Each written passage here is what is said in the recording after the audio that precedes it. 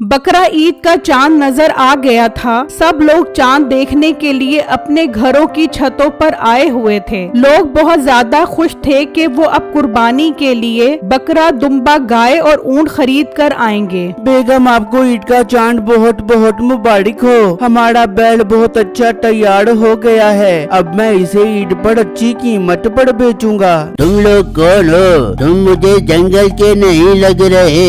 जी सरदार जी, हम इस जंगल के नहीं हैं, बल्कि हमें गुरु दादा ने भेजा है। वो कल आ रहे हैं। क्या गुरु दादा कल आ रहे हैं? जाओ गांव से 3-4 इंसान पकड़ कर लाओ। गुरु दादा को उनका मगज बहुत पसंद है और ये कुर्बानी के जानवर भी मार कर गुरु दादा के लिए गोश्त का इंतजाम करो।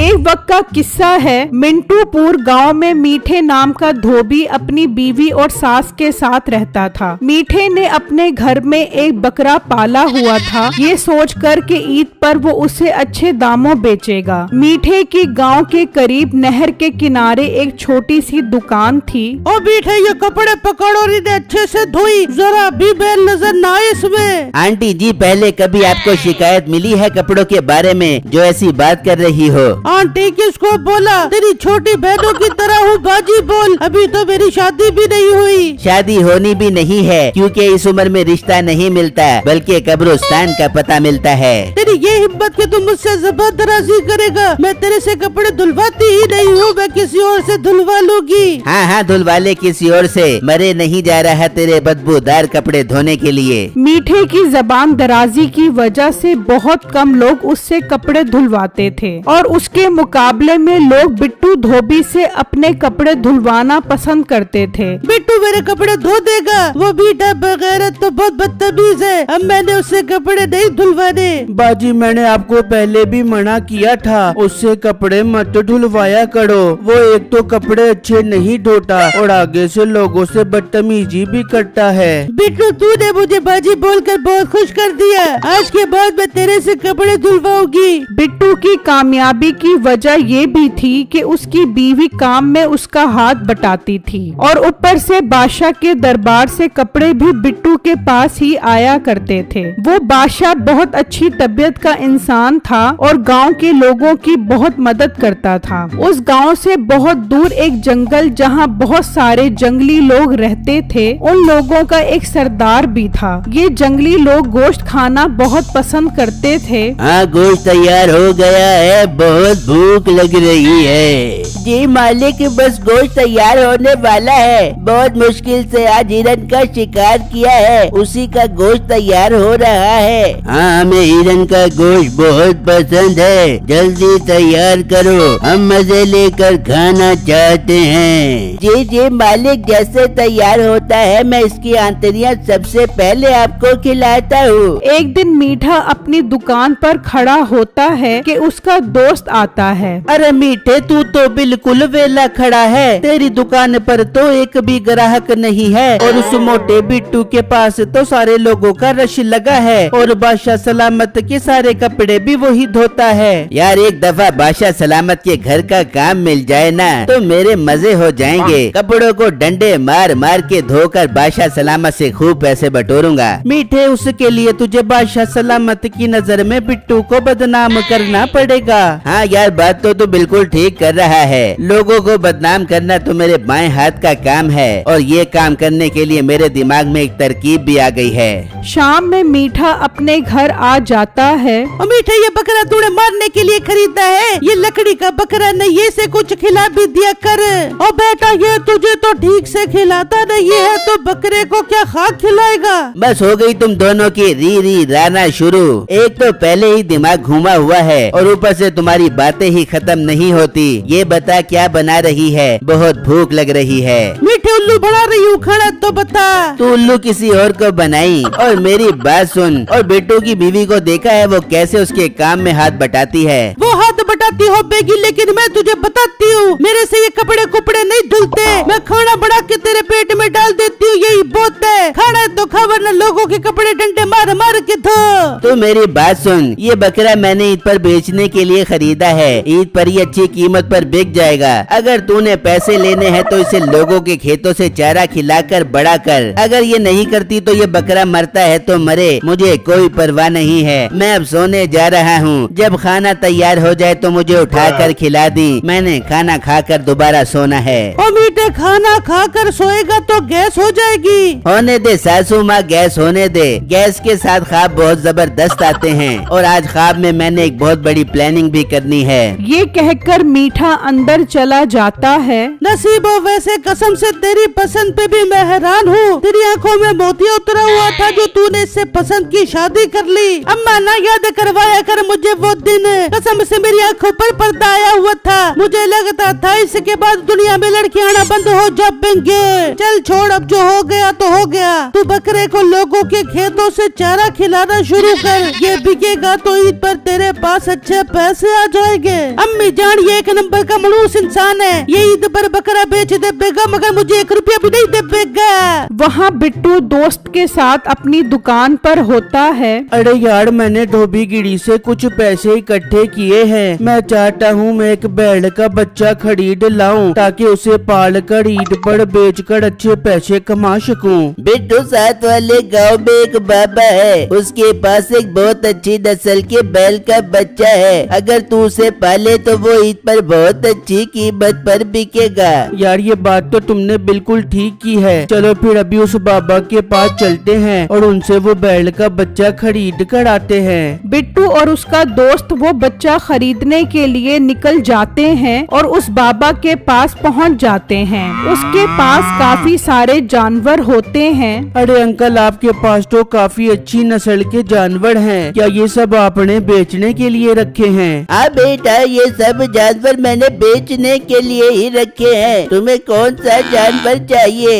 अंकल, मुझे सिब्बी नस्ल के बैल का बच्चा खरीदना है। मैं उसे बड़ा करके ईद पर बेचना चाहता हूँ। हाँ, मेरे पास एक बच्चा है, लेकिन वो 1 लाख रुपए से कम का नहीं बेचूंगा। अरे अंकल, ये तो बहुत महंगा है। बेटा, ये कोई आम नस्ल नहीं है। ये बच्चा जब ईद पर तैयार हो जाएगा तो 40-50 लाख से कम का नहीं बिकेगा। अंकल, वो बात तो ठीक है, लेकिन कुछ तो कम करो। तुम मुझे 90,000 दो और ये बच्चा ले जाओ। बिट्टू ये बात सुनकर खुश हो जाता है और 90,000 में उससे वो बच्चा खरीद कर ले जाता है। फिर जब रात होती है तो मीठा घर से निकलता है और बिट्टू के घर पहुंच जाता है। अरे ये क्या, ये तो बैल का बच्चा है। लगता है ये भी इसे ईद पर बेचने के लिए लाया है। खैर मुझे क्या, मैं जो काम करने आया हूँ वही करता हूँ। फिर मीठा वहाँ पड़े बादशाह के कपड़ों पर रंग डाल देता है और वहाँ से चला जाता है। अगले दिन जब बिट्टू अपनी दुकान पर होता है तो बादशाह का मुलाजिम आता है। हाँ बेटो, बादशाह सलामत के कपड़े धुल गए हैं। जी भाई साहब, सारे कपड़े धुल गए हैं, आप ले जा सकते हो।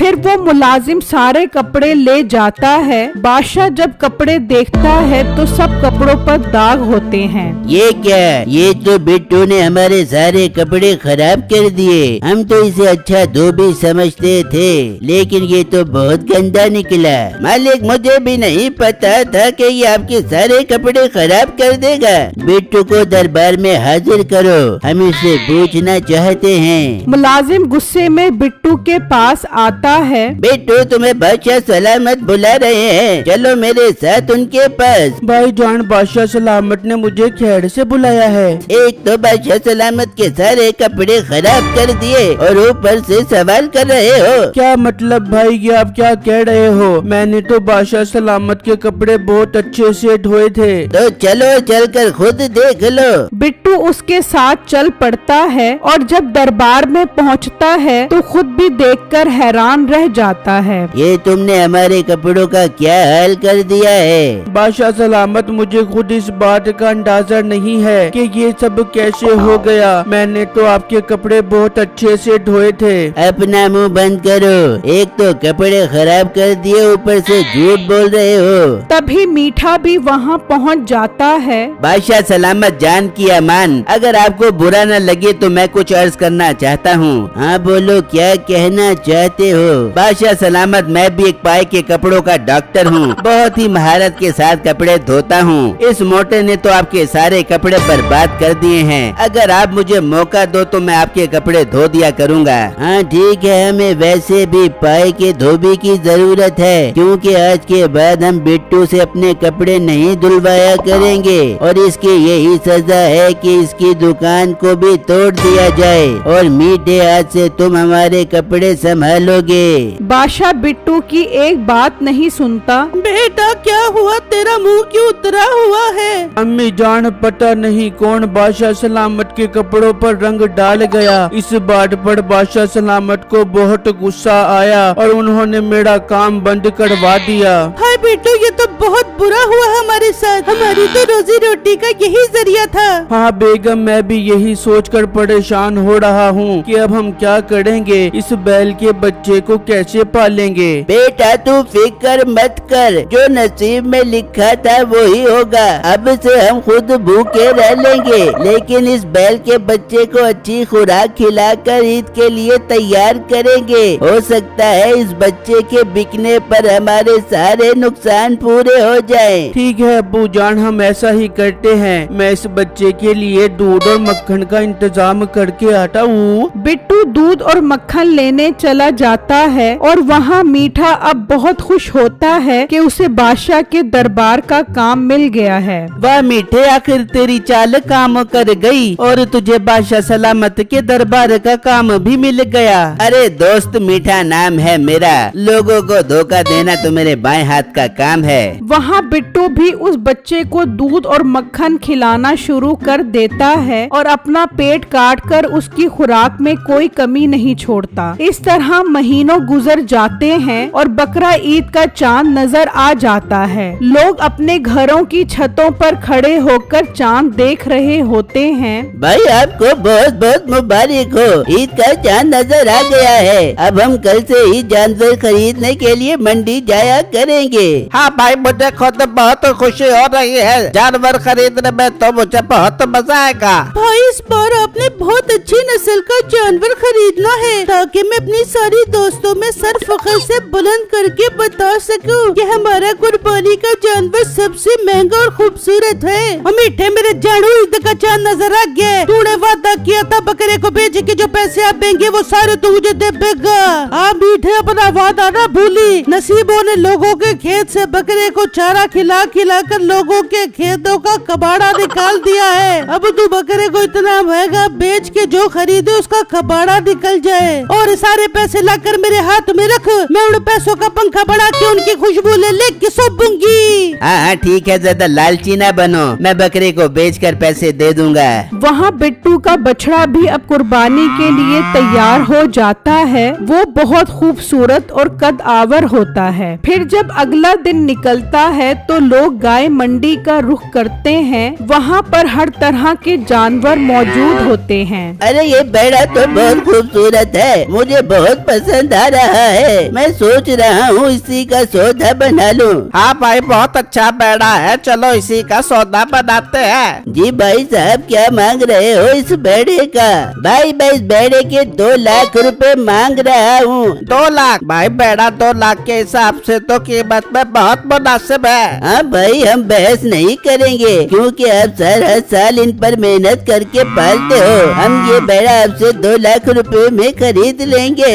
अरे वाह, मुझे जिंदगी में पहली बार ऐसे ग्राहक मिले हैं जिन्होंने कोई बहस नहीं की, और मैंने भी आपसे इस बैल के ज्यादा पैसे नहीं मांगे। 2 लाख रुपए दो और ये बैल ले जाओ। फिर वो उसे 2 लाख रुपए देकर बैल खरीद कर ले जाते हैं। वहाँ जंगल में सरदार बहुत परेशान होता है। नालायक हो तुम लोग, इतने दिन गुजर गए हैं, हमें तुमने गोश्त ही नहीं खिलाया। अरे मालिक क्या करूं, जंगल में सारे जानवर ही खत्म हो गए हैं। ना बंदर है, ना लोमड़ है, ना घोड़ा, गधा, हिरन। अब तो मुझे लग रहा है हमें सब्जियां ही तोड़ तोड़ कर खानी पड़ेगी। नहीं, हमें सब्जियां पसंद नहीं है, हम तो गोश्त ही खाएंगे। सरदार जी जिद न करो, जब है ही नहीं जानवर तो कहाँ से लेके आए हम गोश्त। अगर ज्यादा दिल कर रहा है तो मैं अपनी रान का गोश्त आपको खिला देता हूँ, इससे ज्यादा तो मैं कुछ नहीं कर सकता। तो तुम भी कुएं के मेंढक बने हुए हो, निकलो जंगल से बाहर और इंसान के गांव में जाओ और हमारे लिए गोश्त का बंदोबस्त करो। और अगर तुम गोश्त ना लेकर आए तो अब मैं सच में तेरी रान का गोश्त खाऊंगा। मालिक ये आप क्या कह रहे हो? सुना ना, जाओ और गोश्त लेकर आओ। वो जंगली वहाँ से चले जाते हैं और एक जगह बैठकर सोचने लगते हैं। ये अब सरदार को गोश्त कहाँ से ला कर दूँ? ये तो बहुत बड़ा गोश्तखोर बना हुआ है। अगर इसे गोश्त न ला कर दिया तो ये मेरी रान का गोश्त खा जाएगा। तो और कर तू सरदार को अपनी रान के गोश्त की ऑफरें। वो अगर गोश्त न खाए तो बेहोश हो जाता है, वो भी तेरी रान का गोश्त नहीं छोड़ेगा। तो अब क्या करे, कोई हल निकाल। अब हमें जंगल से बाहर निकलना पड़ेगा और इंसानों के गांव में जाना पड़ेगा। वहाँ हर तरह का जानवर मौजूद होगा। पागल तो नहीं हो गया? वो हम जंगलियों को देखते ही मार देंगे, वो हमारे दुश्मन हैं। अब इसके अलावा और कोई हल भी तो नहीं है, वरना भाई अपने रान का गोश्त तैयार करके सरदार को पेश कर दे। नहीं नहीं, हम आज रात को ही जंगल से निकलकर लोगों के गांव में जाते हैं। वहाँ वो लोग खुशी खुशी बैल को लेकर घर पहुँच जाते हैं। वाह भाई वाह, बहुत अच्छा बैल लिया है आपने। तुम्हें पसंद आया है ये बैल? हाँ भाई, मुझे बहुत पसंद आया है ये बैल। फिर जब रात होती है तो जंगली जंगल से निकलते हैं और उस गांव में आ जाते हैं। वो थोड़ा आगे आते हैं तो उन्हें वही बैल नजर आ जाता है। वो उसे देखकर खुश हो जाते हैं। हमें तो बहुत अच्छा बैल मिल गया, अपने तो मजे हो गए। हाँ ना, अब सरदार जी बहुत खुश हो जाएंगे इसका गोश्त खाकर। चलो अब टाइम जाया नहीं करते, इसे खोल कर अपने साथ ले जाते हैं। वो उस बैल को खोलकर अपने साथ ले जाते हैं और वापस जंगल में पहुंच जाते हैं। सरदार वो बैल देखकर बहुत खुश हो जाता है। मेरे लिए बैल ले आए हो, तुमने तो दिल खुश कर दिया। इसका गोश्त तो पूरे महीने चलेगा, मैं तो खूब पेट भरकर इसका गोश्त खाया करूँगा। जी जी सरदार साहब, ये बैल हम अपनी जान पर खेल कर लेकर आए हैं। आप भी इसका गोश्त खाना और हम सब जंगली भी इसका गोश्त खाएंगे। फिर जब अगला दिन निकलता है तो लोग देखते हैं कि उनका बैल मौजूद नहीं है। ये हमारा बैल कहाँ चला गया? रात तो हमने इसे यहीं पर बांधा था। भाई कहीं वो बैल वापस मंडी में अपने मालिक के पास तो नहीं चला गया? हाँ, हो सकता है वो अपने मालिक के पास वापस चला गया हो। आप दोनों को मंडी जाकर देखना चाहिए। वो दोनों मंडी की तरफ निकल जाते हैं। वहाँ अब बादशाह के दरबार में भी हलचल शुरू हो जाती है। मुलाजिम, कुर्बानी में अब थोड़ा ही टाइम रह गया है। आज से ही मंडी में जाकर जानवर देखना शुरू करो। हमने इस ईद पर बहुत बड़े बैल की कुर्बानी करनी है। जी मालिक, जो हुक्म आपका। हम अभी मंडी जाते हैं और जानवर देखना शुरू करते हैं। ये कहकर बादशाह के मुलाजिम मंडी की तरफ निकल जाते हैं। वहाँ वो आदमी मंडी में उस व्यापारी से बहस कर रहे होते हैं। मैंने कहा ना तुम्हारा बैल यहाँ पर नहीं आया, क्यों तुम मेरे पीछे पड़ गए हो? हमसे गलत बयानी मत करो। अगर बैल तुम्हारे पास नहीं आया तो फिर हमारा बैल कहाँ चला गया? तभी वहाँ पर बादशाह के मुलाजिम भी पहुँच जाते हैं। क्या हो गया, तुम इतना लड़ क्यों रहे हो? भाई साहब, हमने कल इस व्यापारी से बैल खरीदा था और घर लाकर बांध दिया, लेकिन जब हम सुबह उठे तो वो बैल मौजूद नहीं था। वो जरूर इसके पास वापस आ गया है। ये झूठ बोल रहे हैं, बैल मेरे पास वापस नहीं आया। मैंने तो इन्हें बेच दिया था, मेरा उस बैल से कोई ताल्लुक नहीं। चुप हो जाओ तुम लोग, अब इसका फैसला बादशाह सलामत ही करेंगे। तुम चलो हमारे साथ बादशाह सलामत के दरबार में। वो दरबार में पहुंच जाते हैं और अपना मसला बयान करते हैं, जिसे सुनकर बादशाह को भी परेशानी होती है। व्यापारी कह रहा है बैल वापस नहीं आया उसके पास, और तुम कह रहे हो कि बैल व्यापारी के पास चला गया है। आखिर हम यकीन करे भी तो किस पर करे? बादशाह सलामत, ये मुझसे बैल खरीद कर ले गए, मेरे पास इस बात का सबूत है, लेकिन इनका बैल वापस मेरे पास पास आ गया। इस बात का क्या सबूत है इनके पास? हाँ, बात में तो तुम्हारी वजन है। बताओ कोई सबूत है तुम्हारे पास इस बात का कि बैल व्यापारी के पास वापस चला गया है? नहीं बादशाह सलामत, इस बात का हमारे पास सबूत तो कोई नहीं है। इससे साबित होता है कि तुम्हारा बैल इस व्यापारी के पास नहीं है। अब तुम्हारा बैल कहाँ है इसकी खोज हम करेंगे। मुलाजिम इसका बैल भी ढूंढो और अपने लिए कुर्बानी के लिए एक अच्छा जानवर भी खरीदो। वहाँ मीठे का दोस्त मीठे के पास आता है। मीठे, मैं तेरा बकरा अच्छी कीमत पर बिकवाता हूँ, मुझे 10,000 रुपए कमीशन देगा। अगर तूने ये बकरा 90,000 का बिकवा दिया तो मैं तुझे 10,000 रुपए कमीशन दूंगा। अरे वाह मीठे, मेरे पास एक ग्राहक है, मैं भी उसको तेरे पास लेकर आता हूँ। कम्मू वहाँ से चला जाता है और थोड़ी देर बाद उस ग्राहक को लेकर आता है। वाह वाह कम्मू, तुम तो बिल्कुल ठीक कह रहे थे, बकरा तो बहुत जबरदस्त है। जी भाई साहब, इस बकरे में बहुत सारी खसूसियात हैं। ईद वाले दिन आपको इसे गिराने की जरूरत भी नहीं पड़ेगी, बल्कि ये खुद ही लेट जाएगा। बस आप इसके ऊपर छुरी फेर देना। माशाअल्लाह माशाअल्लाह, बहुत नया बकरा है। कीमत तो बताओ ना इसकी यार। भाई ये 1,10,000 रुपए का है। ओ भाई, 1,10,000 रुपए का क्या हिसाब होता है? सीधे सीधे 1,00,000 रुपए लो और ये बकरा दे दो मुझे। भाई अब मैं आपके साथ क्या बहस करूं? चलो लाओ 1,00,000 रुपया दो और ये बकरा ले जाओ। वो उससे 1,00,000 में बकरा खरीद कर ले जाता है। मीठे, देखा ना मैं क्या मस्त ग्राहक तेरे पास लेकर आया था। ला मेरे 10,000 रुपए कमीशन वाले दे दे। ओ हेलो, तू तो सिर्फ ग्राहक लाया था। इस बकरे की खूबियाँ बताकर तो उसे 1,00,000 रुपए के लिए मैंने पटाया था, इसलिए इन पैसों में तेरा कमीशन नहीं बनता। मीठे, ये तू ठीक नहीं कर रहा। तेरे बकरे की कीमत 80,000 से ज्यादा नहीं थी। मेरे ग्राहक ने इतना महंगा खरीदा है तेरा बकरा। चुप करके मेरा कमीशन दे दे। नहीं देता मैं तेरा कमीशन। जा जा, जो करना है कर ले। कम्मू को इस बात पर बहुत गुस्सा आता है और वो वहाँ से चला जाता है और वो ग्राहक अपने बकरे को घर के बाहर बांध देता है और आदमी भी अपने घर वापस आ जाते हैं। भाई, हमारा बैल कहाँ है? आप वापस क्यों नहीं लेकर आए? आ जाएगा हमारा बैल भी वापस। बादशाह सलामत ने इसका जिम्मा खुद लिया है। वो हमारा बैल हमें जरूर वापस करेंगे।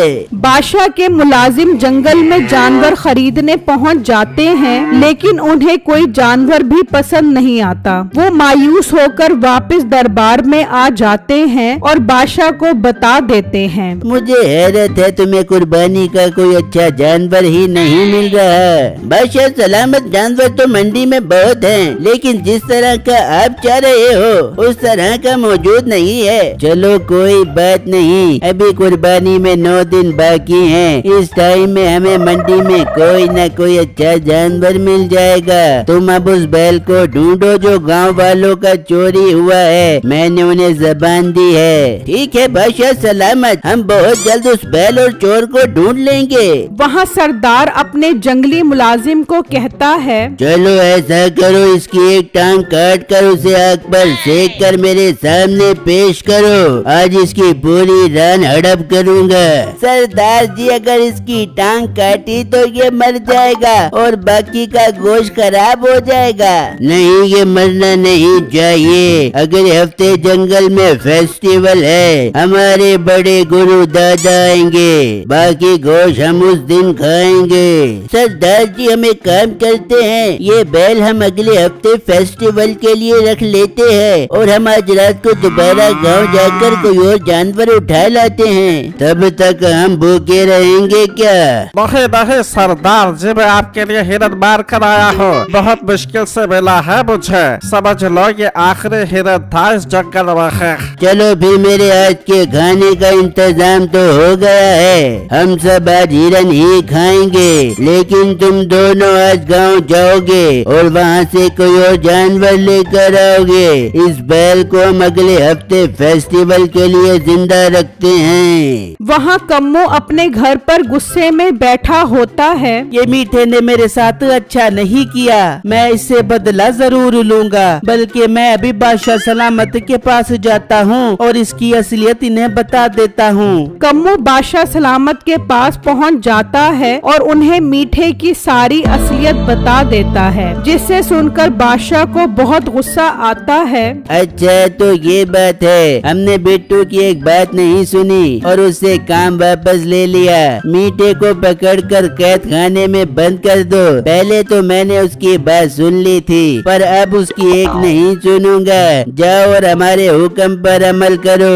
अम्मी जान, मैंने कहा था ना ये लालची बंदा है, जब इसके पास पैसे आ जाएंगे तो ये आंखें मत्थे पे रख लेगा। देखो कैसे पैसों पर सांप की तरह बैठ गया। मीठे, काश मैं अपनी बेटी की बात पर यकीन कर लेती। कम से कम ये इस बकरे को लोगों के खेतों से चारा खिला खिला कर हलकान तो ना होती। तुम दोनों की तर बंद हो गई है या नहीं? 1 लाख रुपए है मेरे पास, ज्यादा मेरे आगे जबान चलाई तो 1 लाख रुपए में दूसरी शादी कर लूंगा। फिर तुम मीठे से हमेशा के लिए हाथ धो बैठोगी। ना मीठे, मेरे ऊपर सोता न लेके अभी हो, ये दुख मैं बर्दाश्त नहीं कर सकती बुंगी। वो बातें कर रहे होते हैं कि बादशाह के सिपाही आ जाते हैं। मीठे, तेरा कम्मू दरबार में आया था और उसने बादशाह सलामत को सब बता दिया है कि तूने बिट्टू के घर जाकर बादशाह सलामत के कपड़ों में रंग डाला था। अरे नहीं भाई, वो झूठ बोल रहा है। मैंने उसे कमीशन नहीं दिया था, इसलिए वो मुझे फंसा रहा है। तू अपना मुंह बंद कर। बादशाह सलामत का हुक्म है कि तुझे कैद खाने में बंद कर दिया जाए। कर दो इसे, कैद खाने में बंद कर दो। इसने बकरा बेच के मुझे 1 रुपया भी नहीं दिया, लेकिन खुद पैसों पर सांप बन के बैठ गया और ऊपर से मेरे ऊपर सुत्तल लाने की बात कर रहा है। नसीबो, ये तू ठीक नहीं कर रही। तू 1 लाख रुपए याद दे और बादशाह सलामत की जेल में सड़ के जिंदगी गुजार। वो मीठे को ले जाते हैं। मिल गया अम्मी जान, मुझे मेरा हक मिल गया। अब हम मजे की जिंदगी गुजार बेबेंगे। वो मीठे को लाकर बंद कर देते हैं और दोबारा चोरी हुआ बैल ढूंढने निकल जाते हैं। फिर जब रात होती है तो वो जंगली दोबारा गांव में दाखिल होते हैं तो वो उस आदमी के घर पहुंच जाते हैं जिसने मीठे से बकरा खरीदा था। वाह, ये बकरा तो बहुत अच्छा है। आज हमारे हाथों इस बकरे का शिकार लिखा था, इसको अपने साथ ले चलते हैं। वो उस बकरे को खोलकर अपने साथ ले जाते हैं। फिर जब अगला दिन निकलता है तो बादशाह बहुत उदास होता है। बादशाह सलामत, आप इतना उदास क्यों हैं? मुझसे आपकी उदासी नहीं देखी जा रही। क्यों उदास ना हूँ? ना तो हमें कुर्बानी का जानवर मिल रहा है और ना वो चोरी वाला बैल मिल रहा है, और ऊपर से मैंने बिट्टू से काम भी छीन लिया था जबकि उसका कोई कसूर नहीं था। बादशाह सलामत, ये बात तो आप बिल्कुल ठीक कर रहे हैं। बिट्टू के साथ तो वाकई ज्यादती हुई है। मैं तो कहता हूँ उसके पास चलते हैं और उससे माफी मांगते हैं। हाँ, ये तुमने बिल्कुल ठीक बात की है। इस तरह मैं उससे माफी मांगकर सुकून में आ जाऊंगा। चलो अभी उसके पास चलो। वो दोनों जब बिट्टू के घर पहुंचते हैं तो वहाँ बैल देखकर हैरान रह जाते हैं। बादशाह जैसा बैल ढूंढ रहा था ये वैसा ही बैल था। बादशाह सलामत, आपने यहाँ आने की तकलीफ क्यों की? मुझे कह दिया होता मैं आपके पास आ जाता। बिट्टू, अगर मैं तुम्हें बुला लेता तो मुझे ये बैल कैसे मिलता? मैं तो बिट्टू तुम्हारे पास माफी मांगने आया हूँ। कैसी माफी बादशाह सलामत? बिट्टू, बादशाह सलामत को पता चल गया है कि बादशाह सलामत के कपड़ों पर मीठे ने रंग डाला था और इल्जाम तुम्हारे ऊपर लगा दिया। हाँ बिट्टू, मैंने मीठे को कैद कर दिया है। अब मैं तुमसे माफी मांगने आया हूँ। अरे नहीं बादशाह सलामत, आपको हकीकत का पता चल गया है, यही काफी है। अब मुझे आपसे कोई गिला शिकवा नहीं है। मगर बिट्टू, मुझे तुमसे एक गिला है। तुमने इतना बड़ा बछड़ा पाला हुआ है और हमें बताया ही नहीं। हमारे मुलाजिम तो मंडी में ऐसा जानवर ढूंढ ढूंढ कर थक गए हैं। बादशाह सलामत, मैंने इसे बहुत नाजों से पाला है। मैं खुद भूखा रहा हूँ मगर इसे खिलाया है, तभी तो ये इतना कदावर और खूबसूरत बन गया है। तुम्हें इस मेहनत का हक मिलना चाहिए। मैं तुमसे ये बछड़ा कुर्बानी के लिए 50 लाख का खरीदूंगा। बताओ, मंजूर है? हाँ बादशाह सलामत, बिल्कुल मंजूर है। हमारी तो सारी मेहनत वसूल हो जाएगी। ठीक है बिट्टू, 50 लाख में ये बछड़ा मेरा हुआ। तुम कुर्बानी से ठीक 1 दिन पहले दरबार में इसे ले आना और 50 लाख रुपए ले जाना, और अब से तुम दरबार में दोबारा कपड़े धोया करोगे। ठीक है बादशाह सलामत, मुझे मंजूर है। है। ये कहकर वो दोनों वहाँ से चले जाते हैं और जब दरबार में पहुँचते हैं तो वही आदमी खड़ा होता है। बादशाह सलामत, तो कल मेरे बेटे से बकरा खरीदा था, लेकिन रात में चोरी हो गया। क्या तुम्हारा भी जानवर चोरी हो गया? ये आखिर मसला क्या है? ये जानवर कौन चोरी कर रहा है? बादशाह इस बढ़ती हुई चोरी की वजह से बहुत परेशान होता है। उसी रात वो जंगली आकर बिट्टू का बछड़ा भी ले जाते हैं। बिट्टू परेशान बादशाह के पास पहुंचता है तो बादशाह सुनकर और ज्यादा परेशान हो जाता है। ये आखिर हो क्या रहा है? वो शातिर चोर आखिर है कौन जिसका पता ही नहीं लग पा रहा? बिट्टू, हमने उसी बैल की कुर्बानी करनी है। मुलाजिमों, अपनी तलाश तेज कर दो और जल्द से जल्द सारे जानवर और चोर को हाजिर करो। बिट्टू, तुम घर जाओ, हम इससे पहले ही सारे जानवर और चोर को पकड़ लेंगे। बिट्टू अपने घर वापस आ जाता है। हाँ बेटा, बादशाह सलामत ने क्या कहा? अरे बेगम, मैं वहाँ गया था तो मुझे पता लगा कि सिर्फ हमारा ही नहीं बल्कि गांव के और लोगों के जानवर भी चोरी हुए हैं। इसका मतलब चोर हमारे गांव का ही कोई बंदा है जिसे हमारे सारे भेदों का पता है। अब्बू जान, मेरे दिमाग में एक आइडिया आ रहा है। मैं मंडी के पास जाके खड़ा हो जाता हूँ और जो लोग जानवर खरीद कर लेकर जाएंगे तो चोर जरूर उन जानवरों को रात को चोरी करने आएगा। इस तरह मुझे चोर का पता लग जाएगा। हाँ बिट्टू, तुम अभी मंडी जाओ और नए खरीदार पर नजर रखो। बिट्टू मंडी के पास आकर खड़ा हो जाता है और इंतजार करने लगता है कि कब कोई ग्राहक जानवर खरीद कर ले जाए। तभी एक आदमी वहाँ से एक दुम्बा खरीद कर ले जा रहा होता है। बिट्टू उसके पीछे पीछे जाता है और उसके घर तक पहुँच जाता है। बिट्टू फैसला करता है कि वो आज रात यहीं छुपकर चोरों का इंतजार करेगा। वहाँ सरदार बहुत खुश होता है कि उसके पास इतने बड़े बड़े जानवर आ गए हैं। ये काम तो बहुत अच्छा है। इस तरह हम सब जंगलियों को कभी गोश्त की कमी नहीं होगी। लेकिन तुम जानवर लाना बंद नहीं करोगे और नया जानवर लाओगे। फेस्टिवल पे हमारे गुरु दादा ये जानवर देखेंगे तो खुश हो जाएंगे। जो हुक्म मालिक, हम जानवर लाना बंद नहीं करेंगे। अब तो हमें बहुत तजर्बा हो गया है जानवर लाने का। फिर जब रात होती है तो वो जंगली निकलते हैं और उसी जगह पर पहुंचते हैं जहां दुम्बा बंधा होता है। अरे ये तो जंगली लोग हैं, ये तो बहुत खतरनाक है। ये हमारे सारे जानवर ले जा रहे थे। वो दुम्बा खोल कर ले जाते हैं तो बिट्टू भी उनके पीछे जाता है और जंगल में पहुंच जाता है जहां बिट्टू का बैल भी बंधा होता है। आज तो नए किस्म का जानवर लेकर आए हो, मुझे बहुत पसंद आया ये जानवर। सरदार, अब हमारे पास जानवर काफी हो गए हैं। मैं तो कहता हूँ कल गांव से इंसान लाना शुरू करते हैं। उनका गोश्त बहुत लजीज होता है। बात तो तुम अच्छी कर रहे हो। इंसान का गोश्त तो लाजवाब होता है और उसकी खोपड़ी के अंदर का मगज अपने गुरु दादा को बहुत पसंद है। ठीक है मालिक, अब कल से हम इंसान लाना शुरू करते हैं। बिट्टू ये सुनकर बहुत डर जाता है और वहाँ से चला जाता है और सुबह होते ही बादशाह सलामत को सारी बात बताता है, जिसे सुनकर बादशाह भी खौफजदा हो जाता है। बिट्टू, ये तो बहुत खतरे की बात है। अब तो हमारा गांव और दरबारी दोनों महफूज नहीं है। बादशाह सलामत, मैं तो खुद डरकर वहाँ से भाग गया कि कहीं मैं उनके हट्टे ना चढ़ जाऊँ और वो मेरा मगज निकाल कर न खा ले।